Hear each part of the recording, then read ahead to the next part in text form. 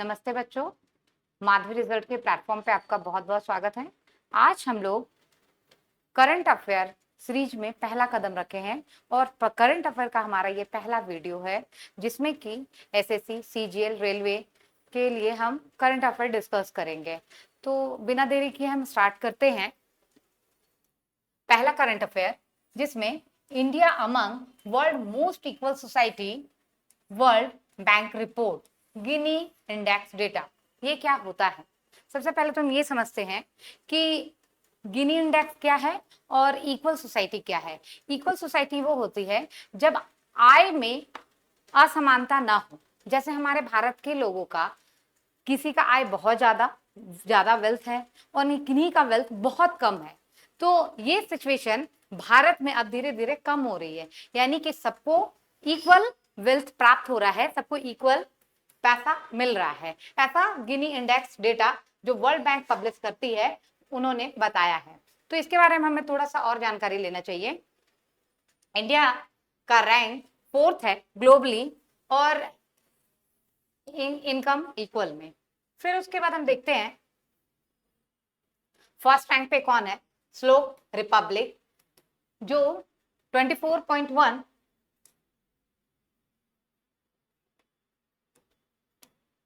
24.1 और Slovenia 24.3, Belarus 24.4, India 25.5। 2011 में India ने गिनी इंडेक्स में 28.8 का रैंक दर्ज किया था, जो इंप्रूव होकर के आज 25.5 है 2022 में। तो हम पहले ये समझते हैं कि वेल्थ मेजर कैसे होता है, ये डेटा मेजर कैसे होता है। तो 0 to 100 इसका मेजरमेंट पॉइंट होता है। 0 मतलब फुल्ली इक्वल। जिस भी कंट्री में अगर ये पॉइंट, ये डेटा 0 में आया तो इसको हम फुल्ली इक्वल समझेंगे और 100 में आया तो फुल्ली इनइक्वल समझेंगे। यानी कि जितना ज्यादा हम 0 के पास जाएंगे वो हमारा उतना इक्वल कम होता जाएगा। ये और एक चीज से निर्भर करती है। पहले तो ये समझते हैं कि कोराडो गिनी 1912 में 1912 इटालियन इटालियन स्टैटिस्टिशियन थे जिन्होंने ये गिनी इंडेक्स के बारे में बताया था। और इसमें हमारे इंडिया में एक और बात है कि भारत सरकार गरीबों पे कितना खर्च करती है, उससे भी इस मेजरमेंट को और पास आने का ये मिलता है। जैसे कि मान लीजिए जनधन योजना, सुरक्षा बीमा योजना, उज्ज्वला योजना, जिससे गरीबों को सहायता मिलती है, उनको इकोनॉमिकली सपोर्ट मिलता है सोसाइटी में। ये भी इस गिनी इंडेक्स को देखने में बहुत सहायता करता है। गिनी इंडेक्स को मतलब इसका जो हमारा जो पॉइंट ठीक हुआ है 28.8 से 25.5 पे आज हम पहुंचे हैं, तो ये सरकार की भी योजनाओं पे निर्भर करता है। अब हम दूसरी न्यूज को थोड़ा कनेक्ट करते हैं।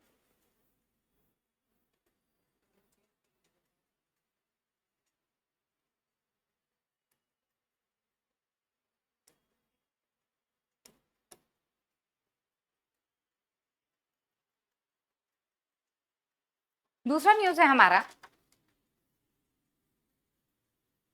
6 जुलाई India delivered its the best ever performance the world boxing in Asthana. 11 medal जीता है जिसमें 3 गोल्ड, 5 सिल्वर और 3 ब्रोंज है। गोल्ड विनर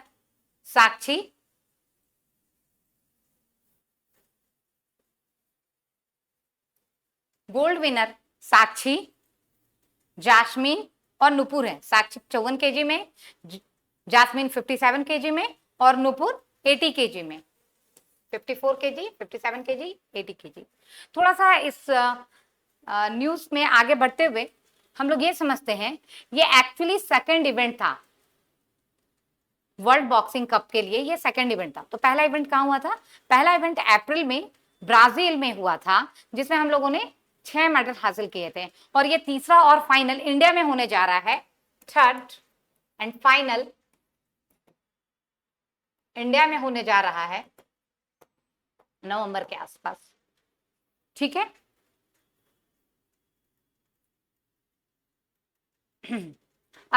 थोड़ा सा हम, हाँ एक और बात है, जब ये फर्स्ट ब्राजील में हुआ था तब विमेन ने पार्टिसिपेट नहीं किया था। अभी क्या हम लोगों की महिलाएं भी पार्टिसिपेटेड हैं और जीता भी है उन्होंने, और थर्ड होने वाला है फाइनल इंडिया में। अब हम समझते हैं थोड़ा सा अस्थाना के बारे में, जान लेते हैं जहां पे ये इवेंट परफॉर्म हुआ है। अस्थाना,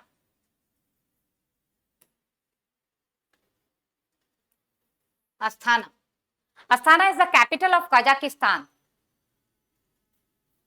कजाकिस्तान की ये राजधानी है और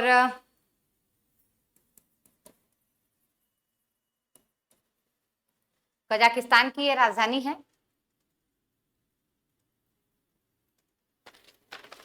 थोड़ा कजाकिस्तान के वहां पे जो गवर्नमेंट है,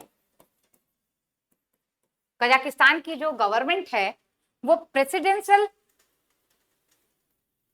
जो हेड है वो प्रेसिडेंट है, पर जो कारभार संभालते हैं वो पीएम है, लाइक हमारे कंट्री के जैसा। इन्हें रिपब्लिक ऑफ कजाकिस्तान बोलेंगे। यहाँ पे प्रेसिडेंट हेड होते हैं,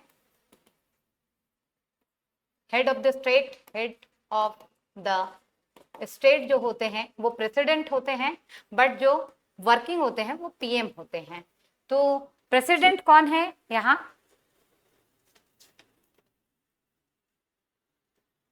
Qasim Jomart Tokayev, Kassym Jomart Tokayev, Kassym Jomart Tokayev यहाँ के प्रेसिडेंट हैं, जिनके नाम पे वहां की सरकार चलती है। और दूसरा यहाँ के पीएम जो है वो बैक्टेन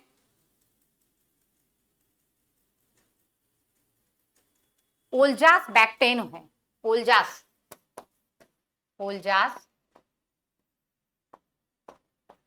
बैक्टेनो। और यहाँ की करेंसी है वो कजाकिस्तानी तेंगा है।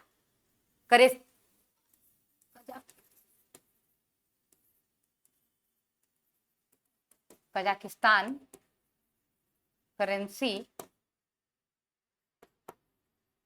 टेंगा है, कजाकिस्तानी टेंगा।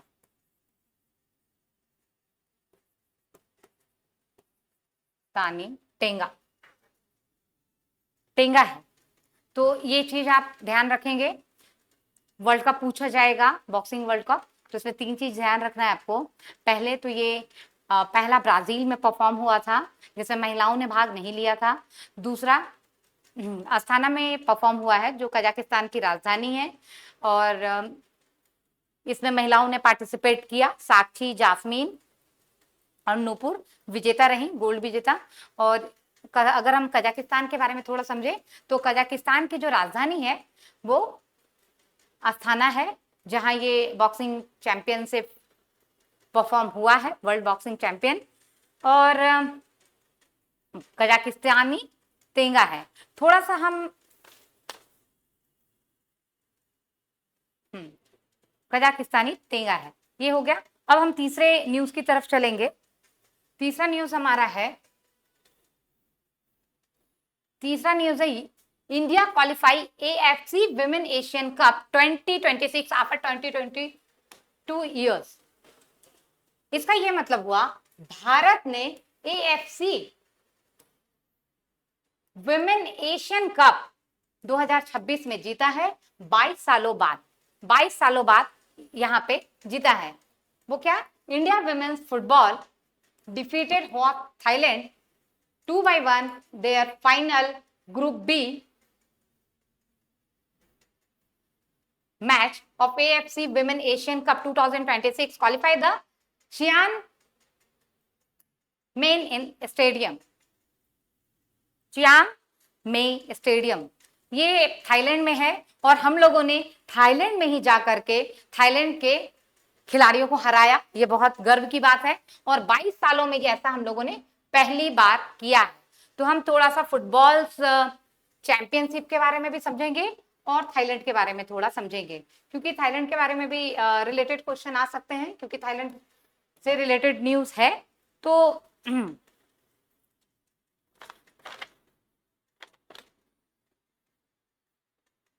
पहले तो थाईलैंड वीजा फ्री कंट्री है, हम वहां बिना वीजा के घूमने जा सकते हैं, मन करे तो चले जाइएगा आप लोग। Yes, visa free,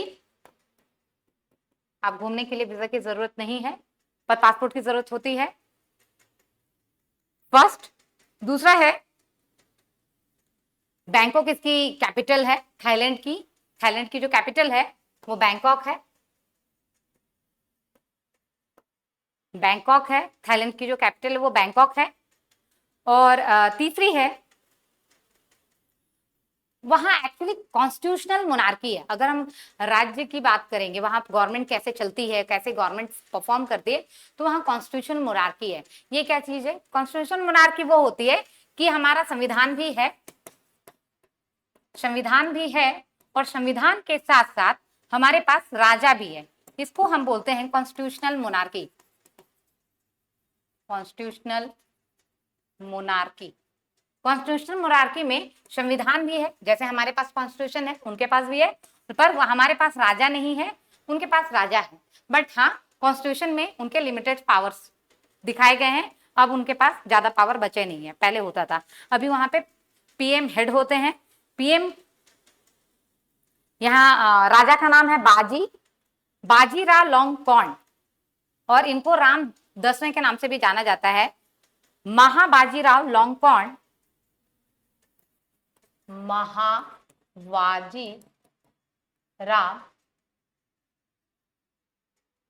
Ram 10th के भी नाम से आप इनको जानते हैं। और यहाँ के पीएम जो है, यहाँ के पीएम है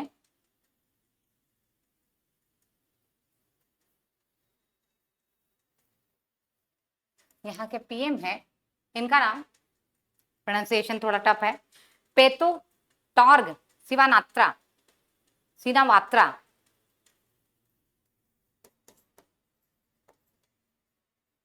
पीए टोंग शिवा टोंग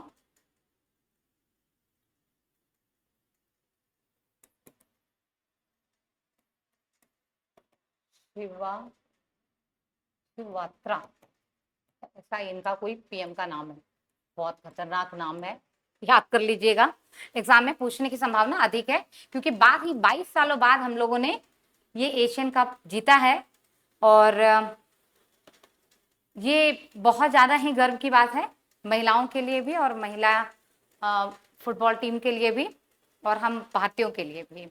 तो कुछ एक्चुअली फुटबॉल के बारे में हम कुछ और कप्स डिस्कस कर लेते हैं, जिसमें फीफा वर्ल्ड कप जो है, अगर हम इसको थोड़ा छोटा कर ले,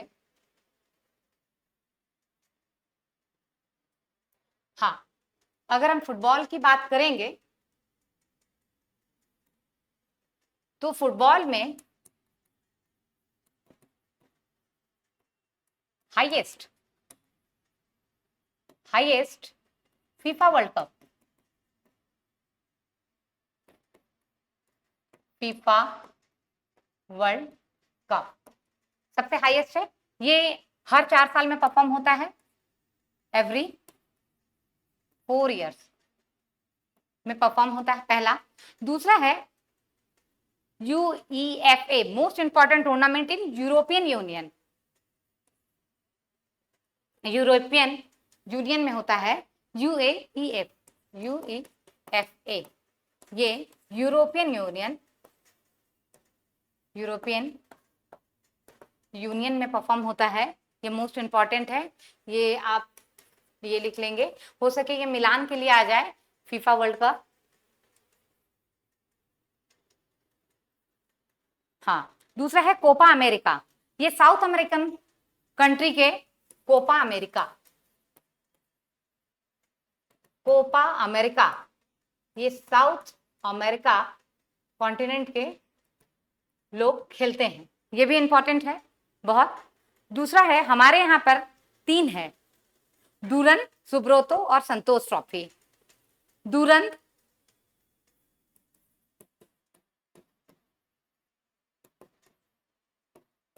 सुब्रोतो और संतोष ट्रॉफी।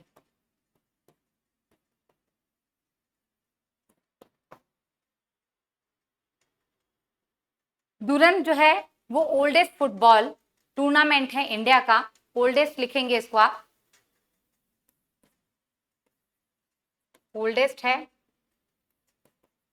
ये स्टेट लेवल है और ये स्कूल लेवल है, ये ध्यान रखेंगे आप। और एशियन कप जो है वो ओल्डेस्ट कॉन्टिनेंटल फुटबॉल है after Copa America. Asian cup जिसकी हम बात कर रहे हैं, जिसकी वजह से यहां तक पहुंचे हम, एशियन कप जो है ये भी ओल्डेस्ट है, मतलब ये सेकंड ओल्डेस्ट है, सेकंड ओल्डेस्ट है after Copa America. Copa America इसके बाद, कोपा अमेरिका के बाद। तो आप ये ध्यान रखेंगे। ये हो गया हमारा थाईलैंड के बारे में कुछ हम लोगों ने थोड़ा बहुत डिस्कस किया, और फिर थोड़ा डिस्कस किया हम लोगों ने वर्ल्ड कप कप्स के बारे में। हमारा तीसरा न्यूज है ब्रिक्स।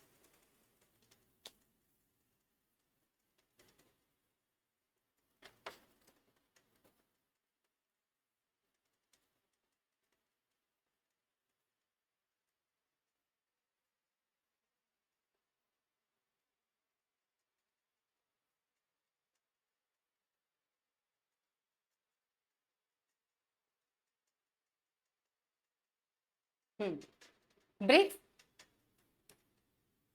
ब्राजील, पहले तो इसके नाम में ही कंट्री का नाम छुपा है, ब्राजील, रशिया, इंडिया, चाइना और साउथ अफ्रीका। 17 ब्रिक्स समिट हुआ है, कहां पे? 2025, held on Brazil, Rio de Janeiro वहां का कैपिटल है, और 17 BRICS summit was the held in the same. दूसरा है, इसका थीम क्या था? Sustainable, inclusive and sustainable global south. South का मतलब अगर हम कॉन्टिनेंट देखते हैं, अगर हम कॉन्टिनेंट देखें, माई ड्राइंग इज नॉट गुड, तो आप थोड़ा ऐसा समझ लीजिएगा।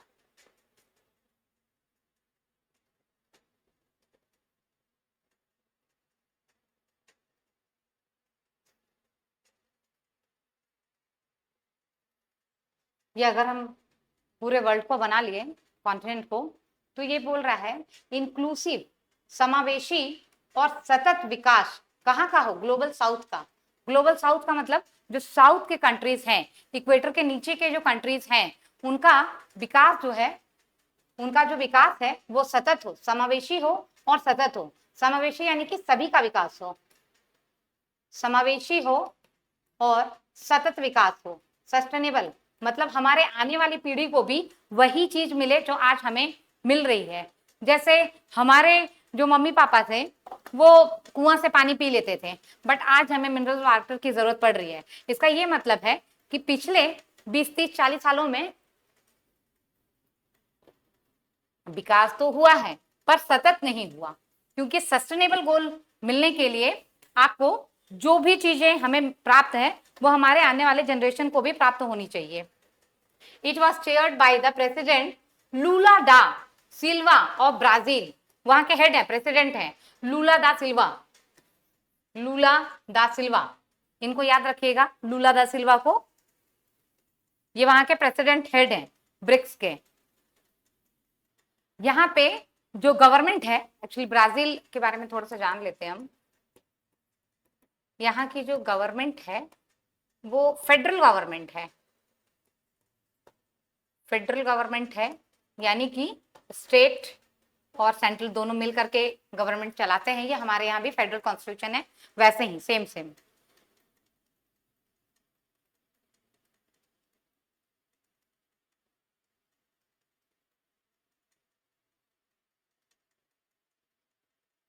कंट्री ब्राजील, कैपिटल है ब्रासिलिया, कैपिटल आप इसका लिख लेंगे, Brasilia is the capital of Brazil, capital of Brazil Brasilia है। और ल्यूज, ये तो इनका नाम जान ही रहे हैं, लूला दा सिल्वा। और करेंसी है Brazilian real, Brazilian real, Brazilian real यहाँ की करेंसी है, ये ध्यान रखिएगा। ये हमारा चौथा न्यूज कंप्लीट हुआ। और एक, हाँ, ये आपको 2-3 क्वेश्चन आपको ध्यान में रखना है कि एक तो ये हुआ कहाँ पे, ब्राजील में ऑर्गेनाइज हुआ, दूसरा यहाँ के प्रेसिडेंट कौन है, और तीसरा ये यहाँ का कैपिटल, करेंसी और हेड का नाम तो यहाँ दिया हुआ ही है, ये आप ध्यान रखेंगे। 5वां है स्पेशल इंटेंसिव रिवीजन। ये क्या चीज है, special intensive revision. Special intensive revision in Bihar 2025, the Election Commission of India launched the special intensive revision electoral law in Bihar on June 24-25 ahead of the upcoming assembly election. This is the first such revision since 2003. क्या कह रहे हैं ये लोग, actually अभी नवंबर में assembly election होने वाला है बिहार में, उसके लिए इन्होंने हमारे लगभग 8 करोड़ वोटर्स हैं बिहार के अंदर में, बिहार के अंदर में आपके 8 CR अभी वोटर रजिस्टर्ड हैं। इन्होंने क्या किया है, स्पेशल इंटेंसिव रिवीजन का मतलब है जो वोटर डबल रजिस्टर्ड हैं उनको हटाना, जो वोटर जैसे पहले वो वोटर थे बट अनफॉर्चुनेटली अब वो हमारे साथ मौजूद नहीं, इस दुनिया में नहीं है, उनको हटाना, यानी कि जिनका डेथ हो चुका है। जो वोटर न्यू इंक्लूड हैं,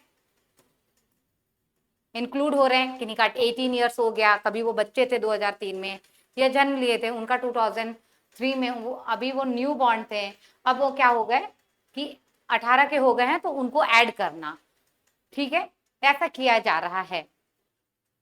ये बोल रहा था election commission of India launch the special intensive revision electoral rolls in Bihar 2020। This is the first such. 2003 में एक बार पहली बार किया गया था, अभी 2003 के बाद में अब किया जा रहा है। कब? अभी वहां चल रहा है, वहां पे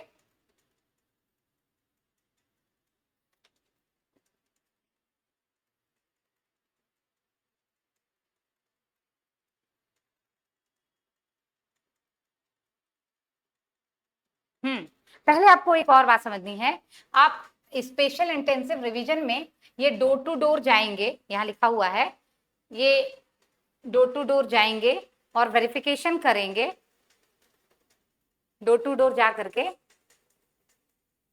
वेरिफिकेशन करेंगे और include the eligible voters and remove the ineligible और duplicate entries ensuring the clean and transparent electoral roll. इसमें 2-3 चीजें आप समझिए। पहला कि इसमें आप अपने आप को कैसे बताएंगे कि हम नागरिक हैं। जैसे हमारे यहाँ घुसपैठी भी होते हैं, बांग्लादेशी हैं, वो हमारे यहाँ आ जाते हैं, उसके लिए इन लोगों ने 11 दस्तावेजों को रखा है, जिसमें पासपोर्ट सबसे पहले है, लेकिन हमारे यहाँ पासपोर्ट बहुत ही बेयर मिनिमम लोगों के पास होता है, जो या तो जिनको फॉरेन में जाके पढ़ना होता है, जिन बच्चों को, वो बना लेते हैं, या जो एफ्लुएंट है, जो बाहर घूमने जाते हैं, बाहर फॉरेन कंट्री जाते हैं, वो बना लेते हैं। मिडिल क्लास ना के बराबर उनके पास पासपोर्ट होता है। इस तरह में पासपोर्ट तो सभी के पास अवेलेबल नहीं होगा, आप जन्म प्रमाण पत्र दे सकते हैं। दूसरा, 11 दस्तावेज मांगे गए हैं, 11 डॉक्यूमेंट आप दे सकते हैं। 11 डॉक्यूमेंट में फर्स्ट प्रायोरिटी है, अगर आपके पास पासपोर्ट है तो बहुत बढ़िया बात है, नहीं तो आप बर्थ सर्टिफिकेट भी दे सकते हैं। ऐसे 11 डॉक्यूमेंट आपको जमा करने हैं, पहली बात। दूसरी बात, Aadhaar card is not an included, ये एकदम ध्यान में आप रखेंगे। आधार कार्ड नॉट इंक्लूडेड, इस 11 डॉक्यूमेंट में आधार कार्ड इंक्लूड नहीं है। इस चीज का आप ध्यान रखेंगे, क्वेश्चन यही फंसाएगा। हमें लगता है कि आधार कार्ड बन गया हमारा, तो ये आधार कार्ड ही हमारा डॉक्यूमेंट है, ऐसा नहीं है। आधार कार्ड को इसमें शामिल नहीं किया गया है। हाँ, आप ये भी देख सकते हैं,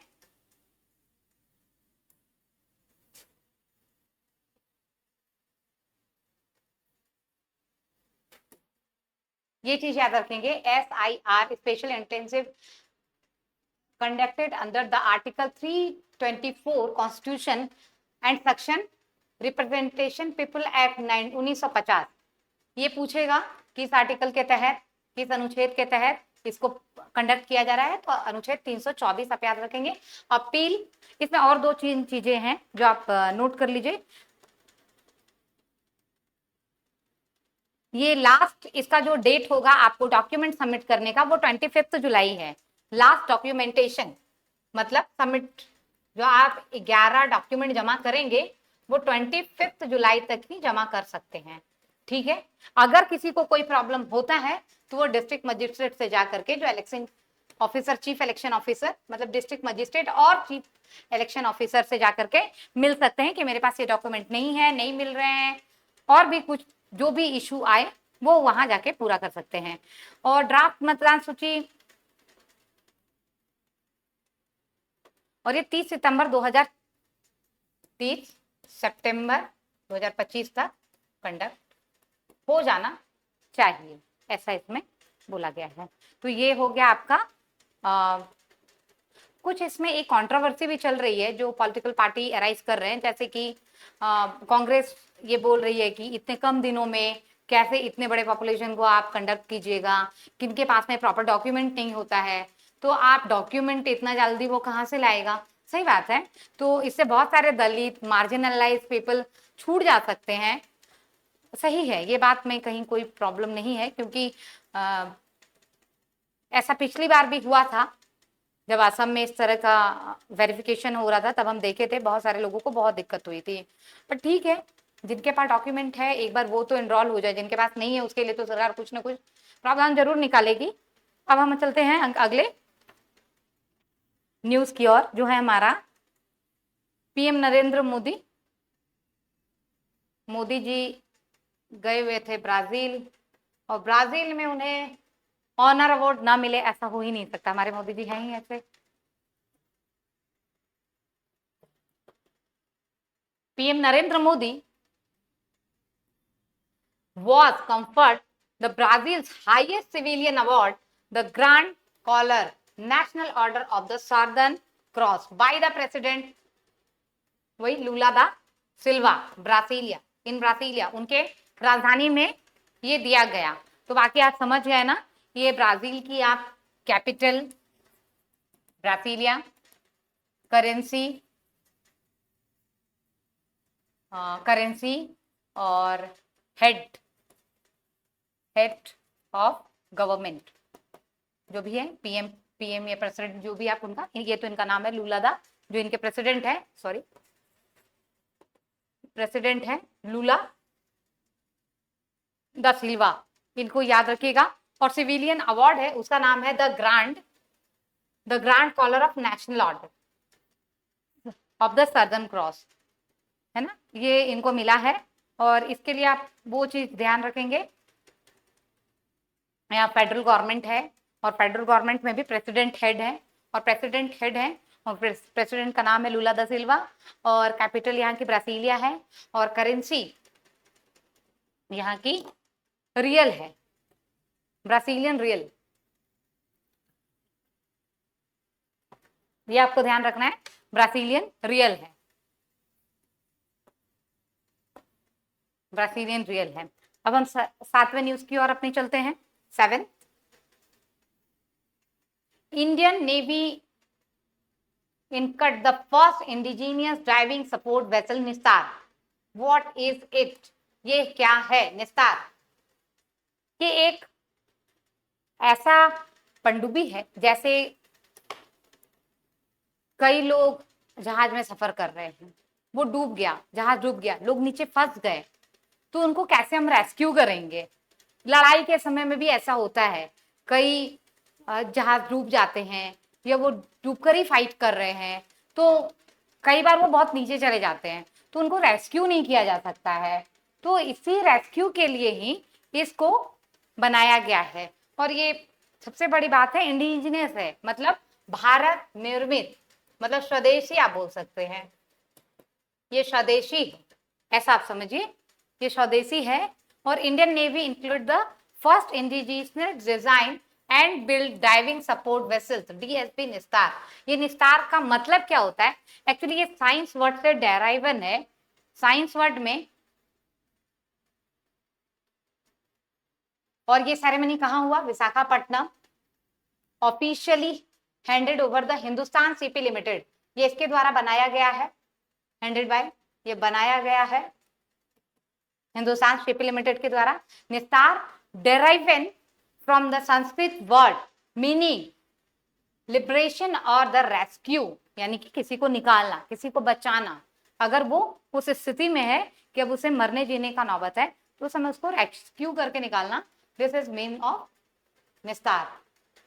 it is highly specialised warship build the perform deep sea, deep sea के लिए ये परफॉर्म करने के लिए बनाया गया है। और इसे हिंदुस्तान शिपयार्ड के हिंदुस्तान शिपयार्ड लिमिटेड के द्वारा बनाया गया है। और ये सेरेमनी को कहाँ परफॉर्म किया गया? विशाखापट्टनम पोर्ट में।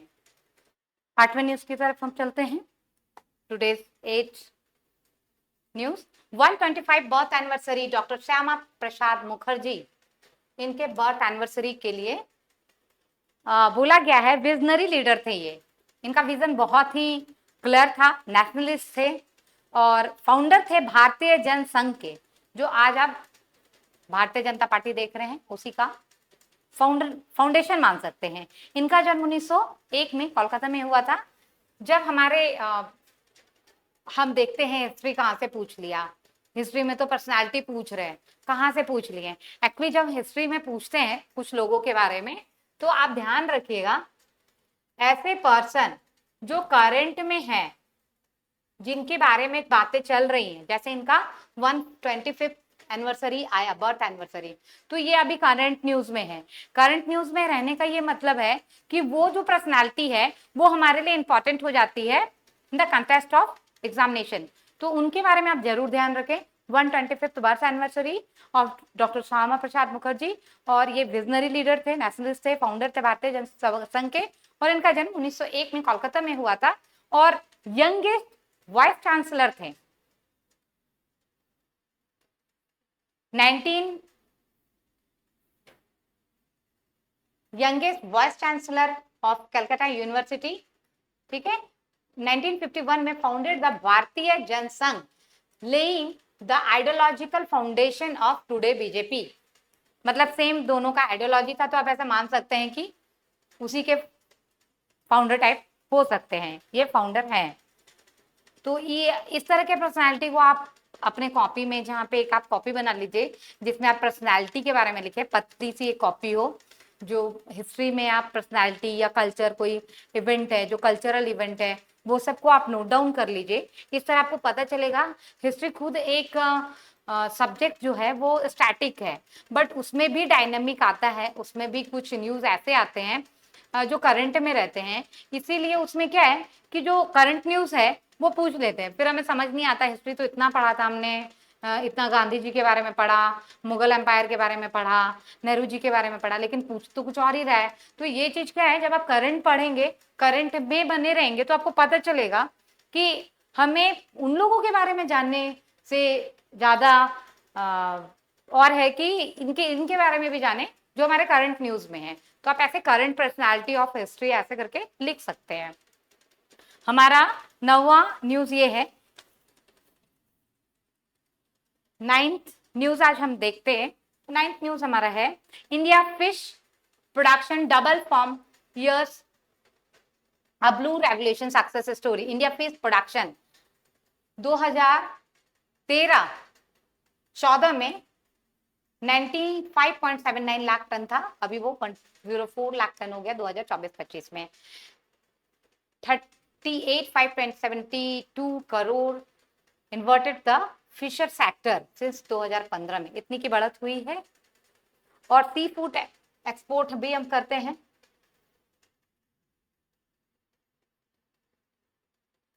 सी फूड एक्सपोर्ट भी करते हैं across the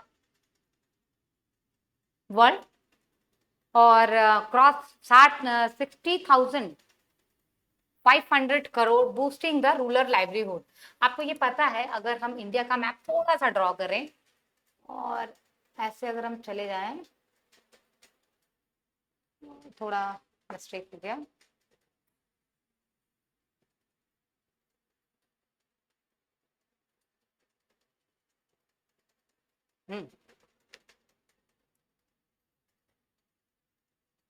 Gujarat, Maharashtra, Karnataka, Kerala, Goa, Tamil Nadu, Andhra Pradesh, Orissa, West Bengal.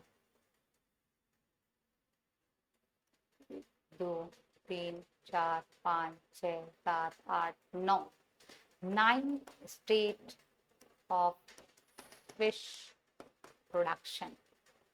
Main 9 state, जिसमें जितने भी जो स्टेट हैं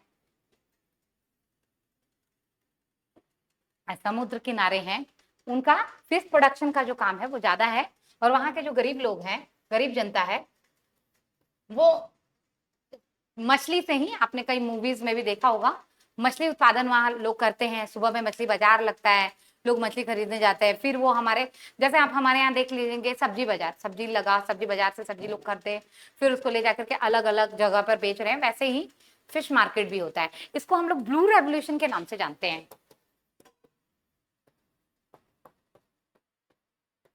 ब्लू रेवोल्यूशन के नाम से जानते हैं, क्योंकि ब्लू मतलब पानी, वो उस रेवोल्यूशन के नाम से जानते हैं मछली उत्पादन को। अब है लास्ट हमारा, नॉट लिस्ट, लास्ट न्यूज है हमारा, India fastest man Animesh Kujur clock history 18 seconds में इन्होंने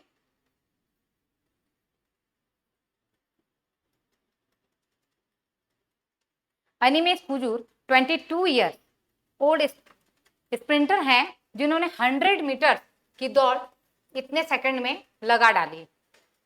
ये become the first Indian run 100 metres under the, जो पहले थे उनका नाम था गुरिंदरवीर सिंह, इन्होंने 10.20 सेकंड्स में रिकॉर्ड किया था, इन्होंने उसको भी बीट करके, और इन्होंने क्या अचीव किया है, 10 से 18 सेकंड में इन्होंने अचीव किया है। इनका नाम है Animesh Kujur. Animesh Kujur, the feet was the achieve world athletes continental tour silver event. इन्होंने ये काम इसमें किया है, the feet was the achieve world athlete continental silver event में। हम लोगों ने इसमें पूरा पूरा तो नहीं, बस 1 वीक के आसपास का करंट डिस्कस किया है। इस करंट डिस्कस करने के साथ साथ मजा तब आपको आएगा जब हम इसमें एमसीक्यू थोड़ा सा आपको डिस्कस करवाएंगे, तब आपको पता चलेगा कि हाँ, अगर मैंने कुछ पढ़ा है, कुछ समझा है, तो उसे मैं, तो हम 2-4 क्वेश्चन हम लोग डिस्कस कर लेते हैं।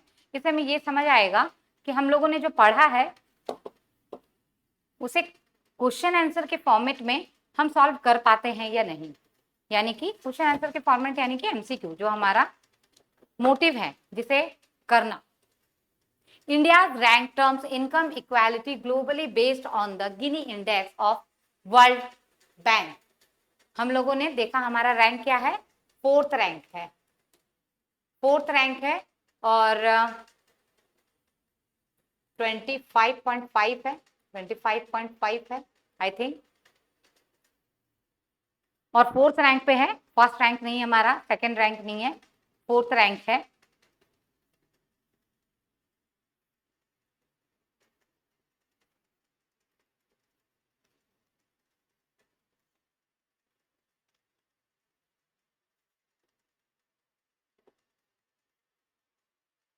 ठीक है, दूसरा क्वेश्चन पे हम लोग चलते हैं, 4th लगा लीजिएगा आप लोग।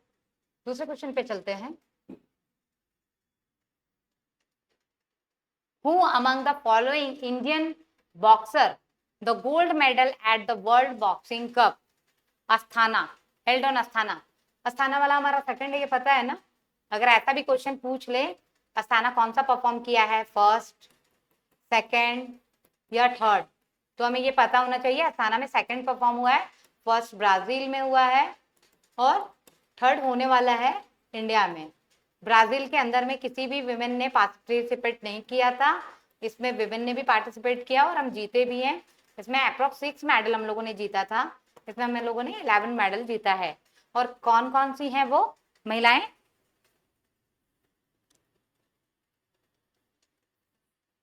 ये है ना साक्षी, साक्षी, जास्मीन और नुपुर, साक्षी, जास्मीन और नुपुर। ठीक है, अब हम तीसरा देखते हैं। India has recently qualified for the AFC Women Cup 2000 after how many years? अभी हम लोगों ने कितना चिल्ला चिल्ला के डिस्कस किया, 22 सालों बाद हम लोगों ने ये कप जीता है महिला में ये, और वो भी किधर में जाकर के, होस्ट हमारा कौन था, थाईलैंड था। थाईलैंड की धरती पे ही हम लोगों ने थाईलैंड को हरा दिया और उसके बाद हम लोगों ने जीत हासिल की। जो विन हुए हम लोगों ने थाईलैंड में अपनी जीत दर्ज की, वो भी कितने, 22 सालों बाद। 22 सालों बाद हम लोगों ने अपनी जीत दर्ज की थाईलैंड में। Where was the 17th beach summit held on 2025? ये तो हो गया हमारा समिट, पता ही है कहाँ हुआ है, लगाएं आप लोग। ठीक, बहुत इजी है, पढ़ लिया हम लोगों ने, रियो डी जेनेरियो में, ब्राजील में। ठीक है, Brazil currency real, Brazilian real, और इसके president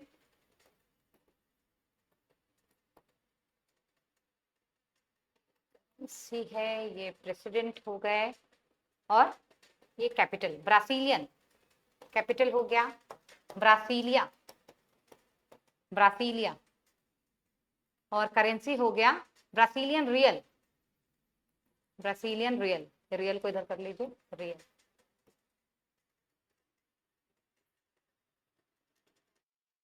Which of the following is not accepted as a valid proof of citizenship during special intensive revision of electoral rolls in Bihar? Passport तो मांग ही रहे वो लोग, आके सबसे पहले जमा कीजिए। बिहार सर्टिफिकेट से भी काम चल जाएगा, स्कूल सर्टिफिकेट से भी चल जाएगा, आधार कार्ड नहीं चलेगा। उन लोगों का कहना है कि हम आधार कार्ड एक्सेप्ट नहीं करेंगे, आप आधार कार्ड लेके नहीं आए। इन जुलाई 2025 mister PM Narendra Modi was conferred the which civilian honor award by the, तो इनको क्या मिला है, grand collar of national order of the south cross.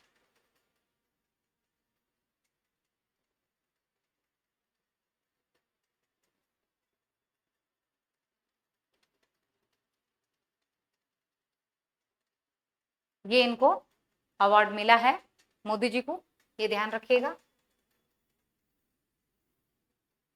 7वें number पे, what was the name of the Indian navy is the indigenously design and the build diving support vessel, कौन सा है, अभी हम लोगों ने पढ़ा निस्तार, that's derivation of the Sanskrit word rescue, rescue बचाओ, बचाओ, निस्तार।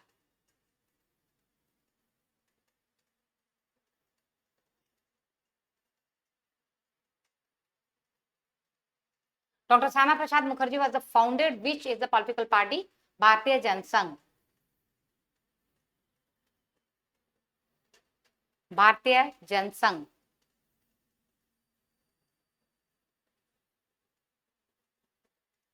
Who recently become the fastest Indian sprinter in the 100 metre? अभी किन्होंने किया था, कुजूर, अनिमेश कुजूर 10.18 है ना, इनको हरा करके।